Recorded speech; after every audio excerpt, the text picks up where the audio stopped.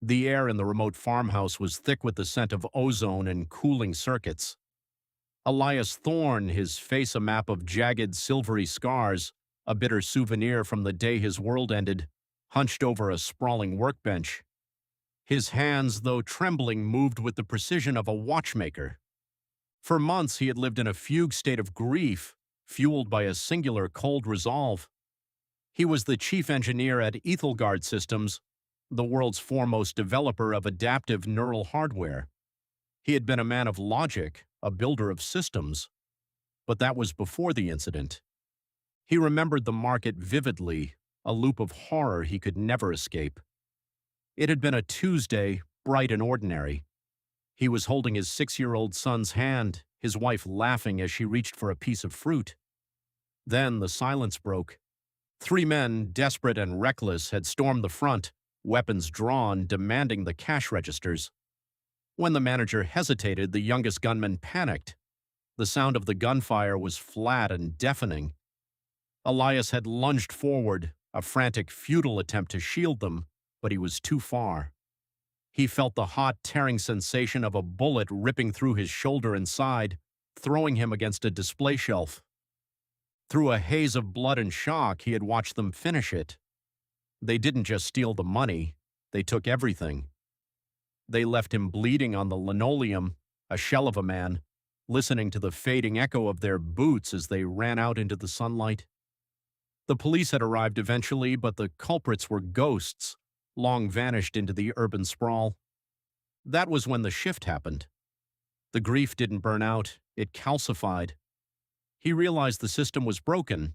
He resolved that if the world wouldn't hunt the predators, he would become the apex. Here, in the silence of his father's old barn, he built the Wraith Protocol. It was a marriage of custom quantum processing chips and a highly sensitive electromagnetic sensor array capable of detecting the chaotic high-frequency spikes in brain activity associated with murderous intent. He didn't need witnesses. He didn't need DNA. When a person's mind crossed the threshold into the dark territory of premeditated homicide, his machine felt the signature, the specific electromagnetic resonance generated by the surge of lethal intent. The AI, self-evolving and housed in a localized air-gapped server bank, would then scrape the target's digital footprint, social media, geotags, private encrypted messages, to pinpoint their exact physical coordinates. The production line was autonomous. Micro-drones, light as dragonflies and lethal as railguns, were printed in the barn's basement, their flight paths calculated by the AI to strike with surgical precision. The first activation occurred at 3 a.m. on a humid Tuesday. The silence of the farmhouse was shattered by a low melodic chime from the server rack, the notification Elias had been dreaming of for months. He bolted upright, his heart hammering against his ribs as he scrambled to his workstation. On the screen, a high-resolution map of the nearby rural town glowed, pinpointing a local residence with chilling accuracy. The AI had detected a massive surge of murderous intent, a concentrated, jagged electromagnetic signature that Elias recognized instantly. It wasn't just a fleeting moment of rage, it was the cold, calculated focus of a predator. Within seconds, a micro-drone silently detached from the ceiling array, vanishing into the night sky to intercept the target. Elias watched the feed with a mixture of terror and intoxicating triumph. He didn't sleep. He monitored the thermal telemetry as the drone hovered outside the target's window, the AI cross-referencing the man's social media and encrypted communication logs to build an ironclad dossier. The next morning, driven by a desperate need for verification, Elias drove into town. He spent hours in the local library and public archives, piecing together the life of the target identified by his system.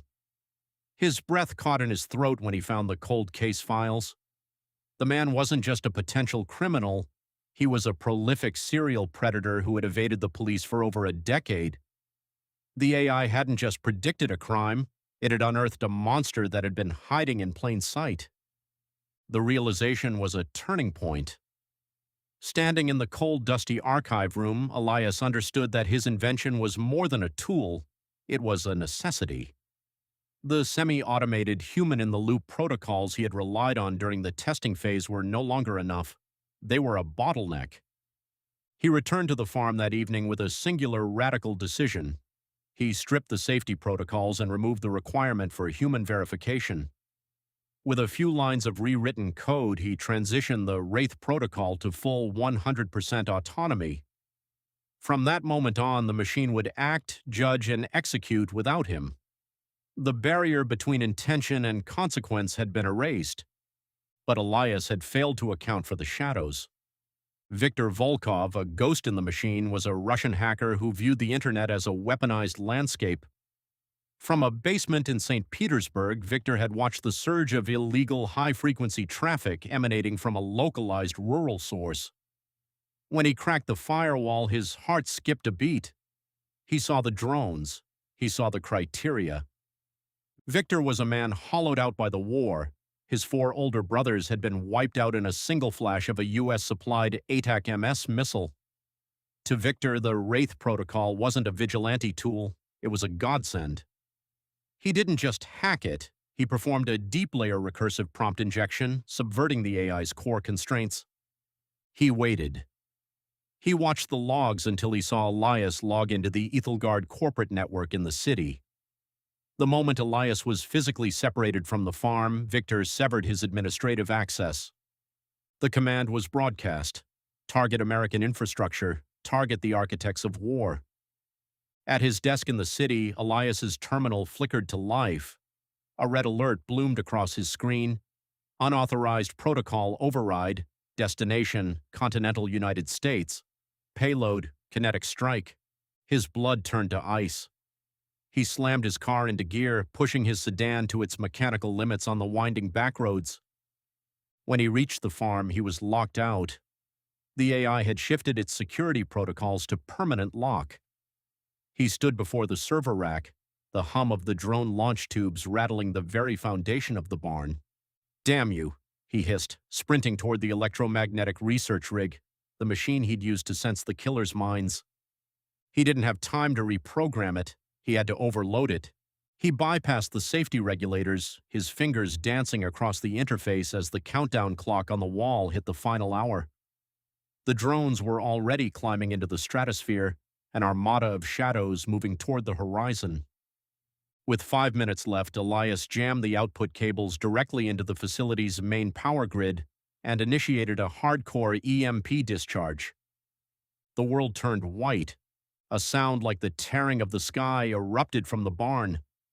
The surge hit the AI core with the force of a lightning strike. Monitors exploded, cabling turned to liquid copper, and the cooling fans shrieked before seizing. Outside, the air went silent. Across the sky, the invisible swarm of drones lost their connection to the hive mind, their internal gyroscopes failing simultaneously. They tumbled from the clouds like rain, crashing into the silent fields and the dark woods, lifeless husks of metal. Elias slumped against the charred server, his breath ragged. He knew the government satellites would have caught the EMP bloom. They were coming. He gathered his hard drives, the only evidence of the killer's identity, and vanished into the night, a man without a country. Weeks later, huddled in a safe house in a neutral territory, Elias stared at a photo of Viktor Volkov. He was tracking the hacker, intent on finishing what had begun. But as he watched the digital trail of the man who had nearly ignited a global tragedy, the fire in Elias's gut dampened. He saw the pain in Viktor's digital echoes, the same agony, the same desire for retribution, the same hollow space where a family used to be. He looked at his own hands, the hands that had built lethal machines to satisfy a need for justice that had turned into blind, destructive rage. He realized then that they were both victims of profound trauma, which had pushed them to act recklessly and irrationally. Neither of them had stopped to calculate the true, devastating impact of their doings. Yet he knew he could not stop his pursuit. Viktor was a weapon with no safety catch, and if he wasn't neutralized, the hacker would inevitably continue his campaign, seeking out other technologies to inflict permanent, irreversible damage on the world. Elias closed his laptop, the silence of the room heavier than the explosion that had destroyed his life's work. The hunt was now a necessity, but the wild, consuming anger that had once driven him was finally, mercifully, cold.